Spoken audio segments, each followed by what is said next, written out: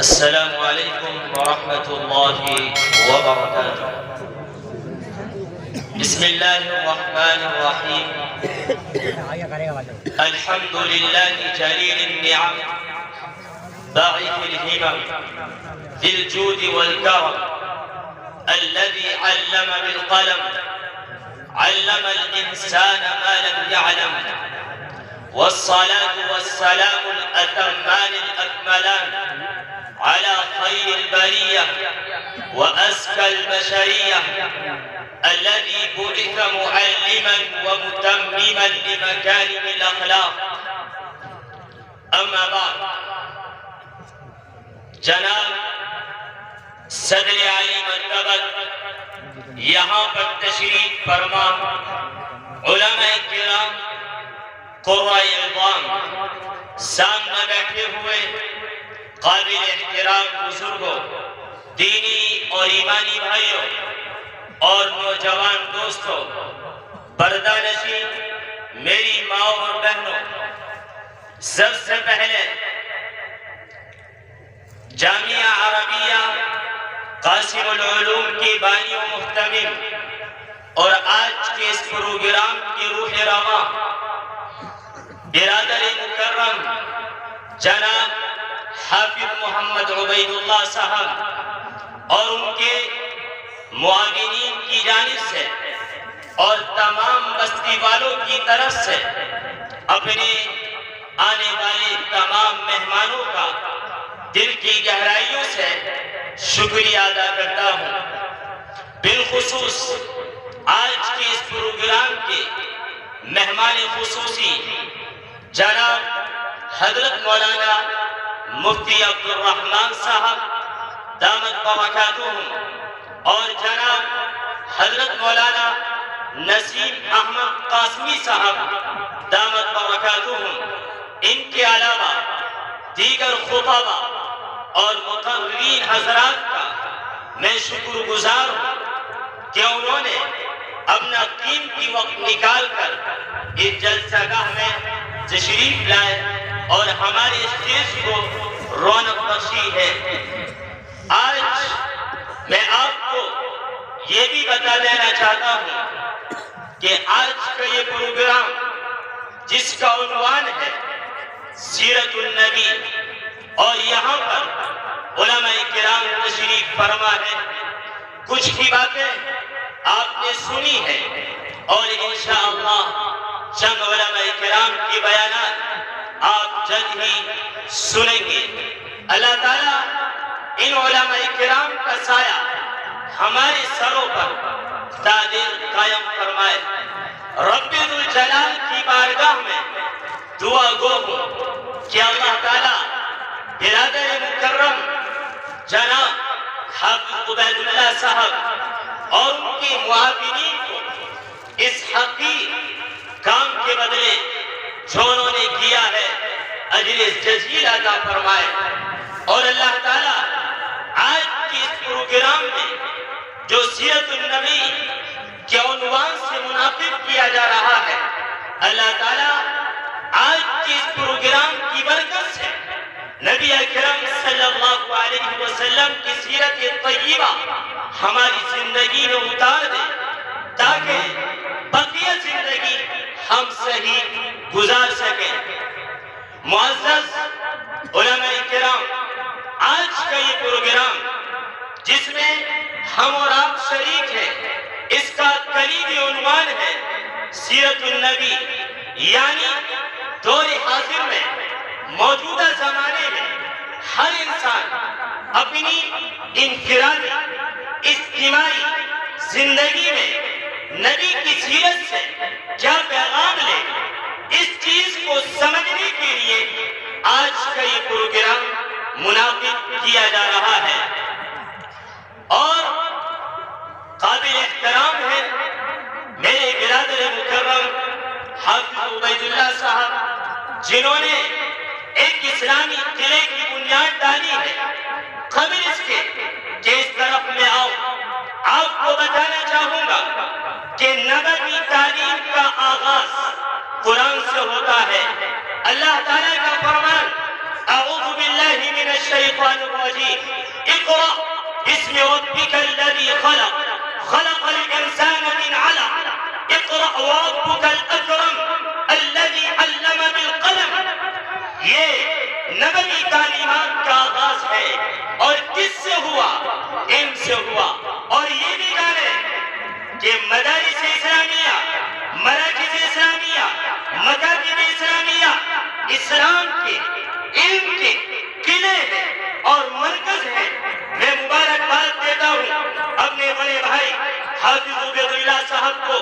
جنہوں نے مکمل فیصلے کے بعد، پوری تیاری کے بعد ایک مدرسے کی بنیاد رکھی ہے۔ اے میرے بھائی، میں آپ سے کہنا چاہوں گا، آپ نے جس کی طرف قدم بڑھایا ہے، آپ کا یہ قدم قابل ستائش ہے، قابل تعریف ہے، لیکن اپنے قدم کو آگے بڑھانا، پیچھے مڑ کر مت دیکھنا، ہمت مت ہارنا۔ ہم آپ کے ساتھ ہیں، ہماری دعائیں آپ کے ساتھ ہیں، علماء کرام کی دعائیں آپ کے ساتھ ہیں، اور قرآن کی آیت کو ہمیشہ سامنے رکھنا۔ قرآن نے کہا ہے ان تنصروا اللہ ینصرکم ویثبت اقدامکم۔ انسان کا کام ہے قدم بڑھانا، قدم آگے کرنا، جمے گا یا نہیں یہ رب جانتا ہے۔ قدم کو جمانے والا آسمان کا مالک ہے، قدموں کو جمانے والا زمین کا مالک ہے، قدموں کو جمانے والا پہاڑوں کا مالک ہے۔ اس نے صاف اعلان کیا ان تنصروا اللہ، اگر تم میرے دین کی مدد کرو گے میں تمہاری مدد کروں گا، اور مدد نہیں تمہارے قدموں کو جما دوں گا، تمہارے قدموں کو جما دوں گا۔ اور میں اس بستی کے افراد سے یہ بات کہنا چاہوں گا، چاہے یہ محلہ ہو یا گاؤں کا دوسرا محلہ ہو، پورے گاؤں کے لوگ جو میری آواز سن رہے، یاد رکھنا احسان کا بدلہ احسان ہوتا ہے۔ کسی مدرسے کا قیام، کسی مدرسے کی بنیاد، کسی ادارے کی تاسیس، یہ آپ پر، آپ کی اولاد پر، آپ کی نسلوں پر ایک بہت بڑا احسان ہے، اور اس احسان کا بدلہ احسان ہوگا۔ وہ کیا ہے؟ قرآن کہتا ہے ہل جزاء الاحسان الا الاحسان۔ اے لوگوں، احسان کا بدلہ احسان ہوتا ہے۔ آج اگر ہمارے بڑے بھائی نے یہ ادارہ قائم کیا، اے محلے کے لوگوں، اے چھڑک چھنڈی کے رہنے والوں، تمہاری کندھوں پر یہ ذمہ داری بنتی ہے کہ قدم قدم پر ان کا ساتھ دیں، ان کی مدد کریں، ان کی آواز میں آواز ملائیں، کیونکہ یہ معاملہ ایک فرد کا نہیں ہے، پورے گاؤں کی بچوں کا ہے، آپ کی اولاد کا، آپ کی نسلوں کا ہے۔ نبی نے فرمایا من لا یشکر الناس لا یشکر اللہ، جو آدمی لوگوں کا شکر ادا نہیں کرتا وہ رب کا شکر ادا نہیں کر سکتا۔ آج اگر ہم لوگوں کا شکر ادا نہیں کریں گے تو نبی نے فرما دیا ہے کہ ہم رب کا شکر ادا کرنے والے نہیں بن سکتے۔ اسی کے ساتھ ساتھ میں آپ کو آج یہ بھی بتانا چاہتا ہوں کہ شرعی تعلیم کیا ہے، علم اور علماء کا کیا مقام۔ قرآن تو یوں کہتا ہے انما یخشی اللہ من عبادہ العلماء۔ اے لوگوں، اس دھرتی پر بسنے والے سارے انسانوں میں، چاہے وہ ڈاکٹر ہو، انجینئر ہو، پائلٹ ہو، ماسٹر ہو، ڈگری ہولڈر ہو، ان تمام میں اللہ سے ڈرنے والے علماء ہیں، علماء ہیں، علماء۔ میں نہیں کہہ رہا، قرآن کہہ رہا ہے۔ قرآن نے پھر کہا قل هل يستوي الذين يعلمون والذين لا يعلمون۔ اے لوگوں، جاننے والے یعنی علماء، نہ جاننے والے یعنی جہلاء، دونوں برابر نہیں ہو سکتے۔ علماء، جہلاء دونوں برابر نہیں ہو سکتے۔ یہ تقسیم کون کر رہا ہے؟ میں نہیں، پروردگار عالم۔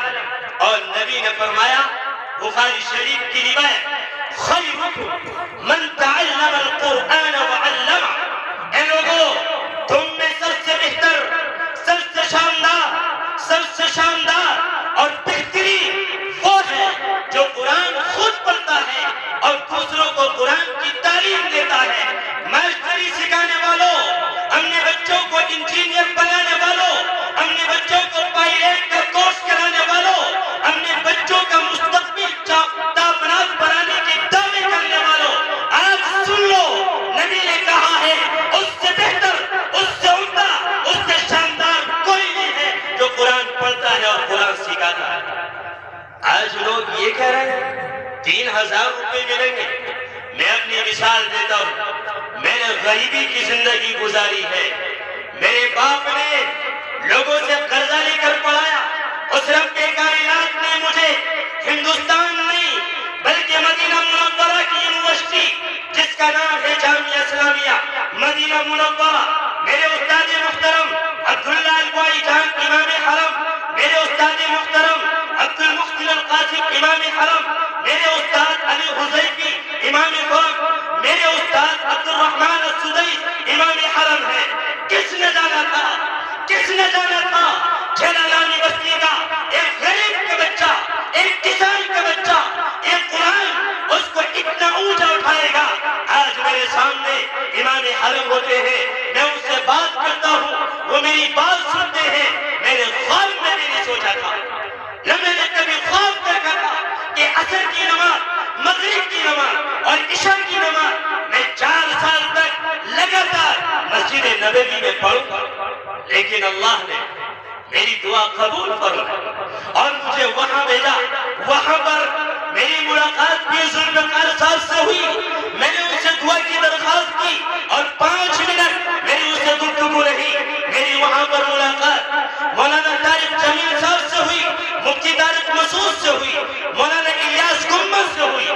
کب سوچا تھا ان علماء کرام کی میری یہ آنکھیں زیارت کریں گی؟ کبھی نہیں سوچا تھا، کبھی خیال بھی نہیں آیا تھا۔ لیکن اے میرے بستی کے لوگوں، میں آپ سے کہہ رہا ہوں اور وعدہ کر رہا ہوں، اگر آج آپ نے اس پروگرام میں یہ نیت کر لی اور یہ عزم کر لیا، یہ ارادہ کر لیا، آج سے میں اپنے بچے کو حفظ کراؤں گا، قرات کراؤں گا، عالم بناؤں گا، مفتی بناؤں گا، محدث بناؤں گا، تمہارا بچہ انشاءاللہ ہندوستان نہیں بلکہ ہندوستان کے باہر مدینے کی یونیورسٹی میں پڑھے گا۔ میں اس بات کو اس لیے کہہ رہا ہوں کیونکہ یہ کسی کے اختیار میں نہیں ہے، یہ فیصلے رب کرتا ہے، آسمان سے ہوتے ہیں، اور وہ اگر فیصلہ کر دے ساری دنیا کی طاقتیں روکنے والی نہیں، روکنے والی نہیں۔ یہ تو مسئلہ دنیا کا ہے، دنیا آخرت کا کیا معاملہ ہے وہ میں آپ کو بتا رہا تھا۔ ابن ماجہ شریف کی روایت، نبی اکرم صلی اللہ علیہ وسلم نے ارشاد فرمایا، طلب العلم فریضۃ علی کل مسلم، علم کا حاصل کرنا ہر مسلمان پر ضروری ہے۔ اور اس کے بعد کیا کہا، بڑی شاندار بات کہی، آپ نے فرمایا ان طالب العلم یستغفر له کل شیء حتی الحیتان فی البحر۔ نبی نے فرمایا طالب علم جو علم حاصل کرتا ہے ہر چیز اس کے لیے استغفار کرتی ہے، آسمان بھی، زمین بھی، پہاڑ بھی، دریا بھی، درخت بھی، کوئی ذرہ ایسا نہیں ہے جو طالب علم کے لیے دعا نہ کرتا ہو۔ اور آپ نے فرمایا سمندر کے اندر مچھلیاں بھی، آپ نے فرمایا حتی النمل فی جحرہا، یہاں تک کہ چونٹیاں اپنے سوراخ میں طالب علم کے لیے دعا کرتی ہیں۔ ذکر للنبی صلی اللہ علیہ وسلم رجلان، نبی کے سامنے 2 لوگوں کا تذکرہ ہوا، احدہما عابد، ایک عابد تھا، والآخر عالم، دوسرا عالم تھا۔ جب آپ نے تذکرہ کیا تو آپ نے فرمایا فضل العالم علی العابد کفضلی علی ادناکم۔ اے لوگوں سن لو، میری ایک عالم کی فضیلت عابد پر اس طرح ہے جیسا کہ میری فضیلت تم میں سے عام آدمی پر۔ اور اس کے بعد کیا کہا، اس کے بعد آپ نے فرمایا ان اہل السماوات والارض ان اللہ ملائکتہ واہل السماوات والارض لیصلون علی معلم الناس الخیر۔ بے شک اللہ، اس کے فرشتے، زمین والے، آسمان والے، یہ سارے کے سارے علم حاصل کرنے والے یا علم سکھانے والے کے لیے دعا کرتے ہیں۔ نبی اکرم صلی اللہ علیہ وسلم نے فرمایا اغدو عالما او متعلما، اے انسان کوشش تو یہ کرنا کہ تو عالم بن جائے، اگر عالم نہیں بن پائے متعلم بن جانا، طالب علم بن جانا۔ اس کے بعد کیا کہا، او سامعا، نہ تو عالم بنا نہ طالب علم بنا تو کم سے کم بات کو سننے والا بن جانا۔ اور پھر فرمایا اگر یہ بھی نہ بنے تو او کیا فرمایا او محبن علماء سے محبت کرنے والا بن جانا. آخر میں فرمایا وَلَا تَكُنِ الْخَامِسَةَ اے انسان 5 چیز مت بننا, یا تو عالم بننا یا پھر طالب علم بننا. اگر یہ بھی نہ بن سکے تو سننے والا بننا, یہ بھی نہ بن سکے تو محبت کرنے والا بننا. لیکن علماء سے حسد, بغض, عداوت, دشمنی کرنے والا مت بننا, مت بننا, مت بننا. کہا کہ کیوں؟ اس کی وضاحت احمد بن حنبل اور حافظ بن عساکر نے کی ہے. انہوں نے کہا اس کی وجہ یہ ہے, کیا ہے؟ ان لحوم العلماء مسمومہ, اس لیے کہ علماء کا جو گوشت ہوتا ہے وہ زہر آلودہ ہوتا ہے. جو آدمی علماء کی غیبت کرتا ہے وہ ایسا ہے جیسا کہ عالم کی جسم کی بوٹی زہر میں ملا کر کھا رہا ہے. اور اس کے بعد کیا کہا؟ من شمہا, جس نے سونگا, غیبت نہیں کی, غیبت سنی, مریضہ, بیمار ہو جائے گا. ومن اکلہا, اور جس نے کھا لیا ہلاک ہو جائے گا. یہ ہے علماء, یہ ہے علماء. علامہ حسن بصری رحمہ اللہ کیا کہتے ہیں؟ انہوں نے فرمایا الدنیا کلھا ظلمہ, ساری دنیا تاریک ہے, الا مجالس العلماء, سوائے علماء کی مجلس کے. علماء کی مجلس آسمان والوں کے لیے اس طرح چمکتی ہے جیسے کہ زمین والوں کو آسمان میں تارے دکھائی دیتے ہیں. صرف 3 یا 4 منٹ میں اپنی بات ختم کرتے ہوئے آخر میں سیرت النبی کا ایک چھوٹا سا واقعہ پیش کرتا ہوں.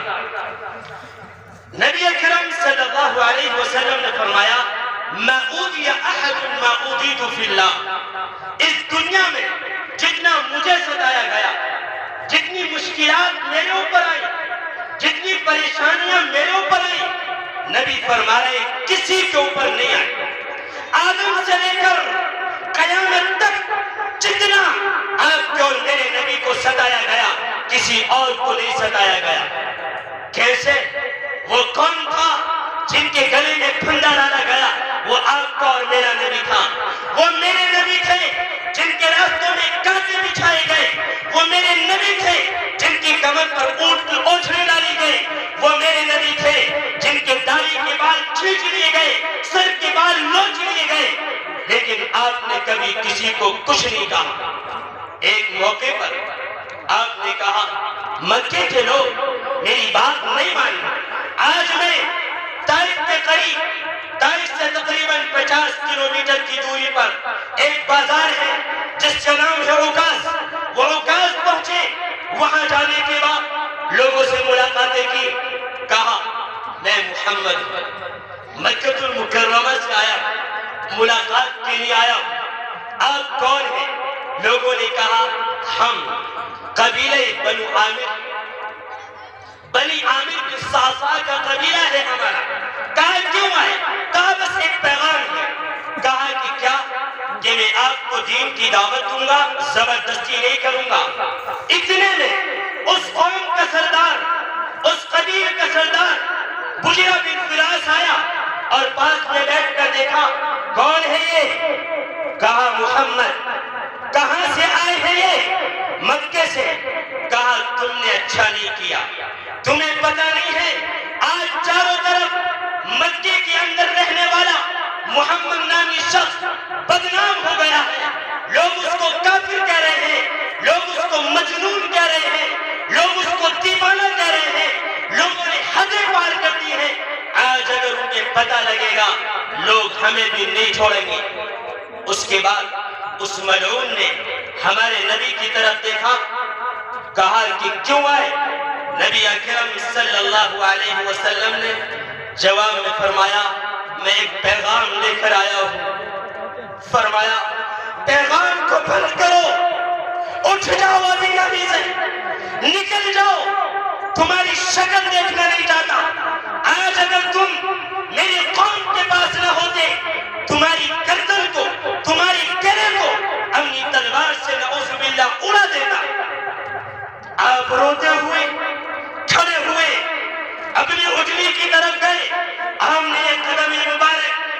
اپنی اٹھنی پر رکھا، نکیل پکڑی، اس کے بعد کہا چل۔ اٹھنی جب چلی، اس خبیث نے ایک نیزہ لیا اور اٹھنی کے کوکھ میں مارا۔ اٹھنی پھدکنے لگی اور بار بار پھدکنے لگی۔ جیسے ہی پھدکی، نبی نے کمر مبارک کو پکڑا، اس کی کمر کو پکڑا، لیکن پکڑی نہیں گئی، اس سے نیچے گر گئے۔ آپ زخمی ہو گئے، آپ نے کچھ نہیں کہا، مکہ واپس آئے۔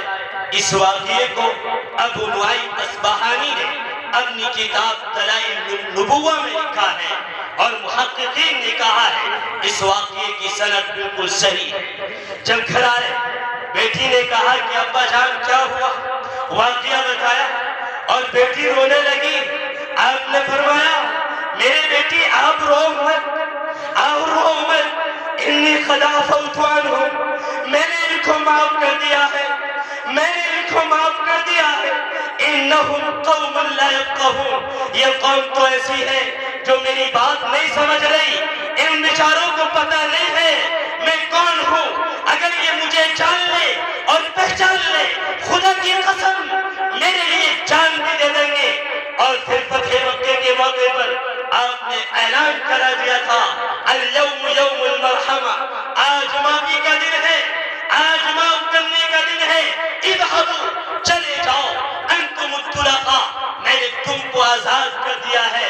یہ تھی نبی کی شان، یہ تھا نبی کا مقام، یہ تھی نبی کی رفعت، اور یہی ہے وَرَفَعْنَا لَكَ ذِكْرَكَ، اور یہی ہے مؤذن اذان میں کہتا ہے اللہ کی تعریف، اور پھر نبی اقامت میں پہلے اللہ، اور پھر نبی نماز میں پہلے اللہ، اور پھر نبی، اور اسی پر بس نہیں بلکہ جب بات ناموں کی آئی، اللہ میٹھا لفظ ہے، محمد میٹھا لفظ ہے۔ اللہ میں 4 کلمے، محمد میں 4 کلمے، اللہ میں کوئی نقطہ نہیں، محمد میں کوئی نقطہ نہیں۔ یہ توازن کیسا؟ یہ توازن بتاتا ہے اس دھرتی پر جتنے لوگ آئے، سب سے زیادہ محبت میرے نبی، میرے اللہ کو اپنی آخری محبوب پیغمبر سے تھی، اور آپ خوش نصیب ہیں، آپ اس کی امت میں ہیں۔ نبیوں نے تمنا کی، نہ پرچہ بھرا، نہ کہہ کے آئے، بنا مانگے اللہ نے ہمیں اس نبی کی امت میں پیدا فرمایا۔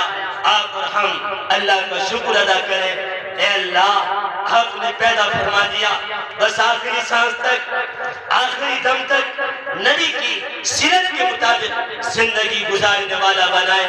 والسلام علیکم ورحمۃ اللہ وبرکاتہ۔